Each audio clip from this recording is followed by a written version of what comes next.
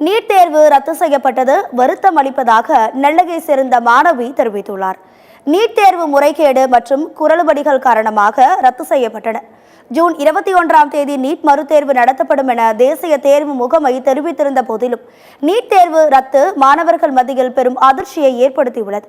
இந்நிலையில் இந்த முறை நிச்சயம் மருத்துவ சீட் கிடைத்துவிடும் என்ற நம்பிக்கையில் இருந்த என் கனவை சிதைத்து விட்டார்கள் என நீட் தேர்வு எழுதிய நெல்லை மாணவி ராஜமதி தெரிவித்துள்ளார். இதுக்காக தான் நான் ட்ராப் பண்ணி படித்தேன். அவ்வளோ எஃபர்ட்ஸ் போட்டு எக்ஸாம் எழுதியும் சரி சீட் கிடச்சிரும் அப்படின்னு நிம்மதியாக இருக்கும்போது திரும்பியும் எக்ஸாம் அப்படின்னு 10 டேஸ்க்குள்ளே அனௌன்ஸ் பண்ணிட்டாங்க. அதுவே ரொம்ப கஷ்டமாக தான் இருக்குது. திரும்பியும் ஃபர்ஸ்ட்லேருந்து ஆரம்பிக்கணும் அப்படிங்கப்போ ரொம்ப லேக் ஆகும்.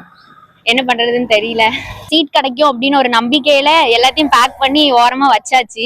திரும்பியும் இப்போ தூசி தட்டி எடுக்க வச்சிட்டாங்க. நீட் தேர்வு ரத்து தங்கள் குழந்தைகளின் மனநிலையை சிதைத்து மன ரீதியான பாதிப்பை ஏற்படுத்தி இருப்பதாக நீட் தேர்வர்களின் பெற்றோர் வேதனை தெரிவித்துள்ளனர். நீட் தேர்வில் இது போன்ற பிரச்சனைகள் நடந்து கொண்டுதான் இருக்கிறது என்றும் தேசிய தேர்வு முகமை இதனை தீர்ப்பதற்கான நடவடிக்கை எடுப்பதே இல்லை எனவும் குற்றம் சாட்டினர். ஒரு அம்மாவா நினைக்கும் போது குழந்தைங்க படுற கஷ்டம் ரொம்ப கஷ்டம். ஒரு நாளைக்கு 24 மணி நேரம் போது 5 மணி நேரம் தான் ரெஸ்ட் எடுக்கிறாங்க. திருப்பியும் அதில் திருப்பி இப்போ கோர்ஸ் படிக்கும்போது அவங்களுக்கு ரொம்ப மனநிலைமை பாதிக்கப்படும். மன வருத்தத்தில் கொண்டு போய் செல்லவங்கலாம் நிறைய இதெல்லாம் பண்ணுறாங்க. பிள்ளைங்க அதனாலே பாதிக்கப்படுதாங்க. இல்லைன்னா பணம் இருக்கவங்க மட்டும் தான் உள்ளே போக முடியும். எங்களே மாதிரி உள்ளவங்க வர முடியாது. இதனால எந்த பிள்ளைங்களும் மன உளைச்சலுக்கு ஆகாம நல்லபடியா எழுதி நல்லா இருக்கணும். இது கஷ்டம்தான். அந்த பிள்ளைங்க திருப்பி அதை எடுத்து படிக்கும்போது ரொம்ப கஷ்டமா இருக்கும். அந்த பிள்ளைங்க இடத்துல இருந்து பார்க்கும்போது மனசு ரொம்ப கஷ்டமா தெரியும். நம்ம பேரண்ட்ஸ் நம்ம தான் சப்போர்ட்டா இருந்து கொஞ்சம் வழி நடத்தணும்.